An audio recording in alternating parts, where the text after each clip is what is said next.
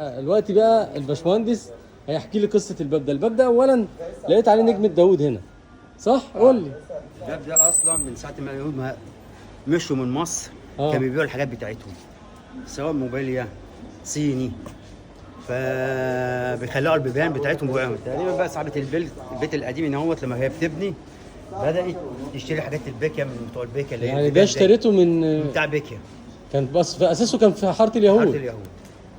بص الباب، انت قلت لي الباب مفيش مفصلات فيه. مفيش مفصلات. بص الباب، هنقفله كده من جوه. بص الباب اصلا مفيش مفصله ومفيش لحام، مفيش لحام، كله براشين، كله ده يدوي. هو اتاكل من تحت بقى، ده قول لنا يعني الباب ده عمره حوالي قد ايه كده؟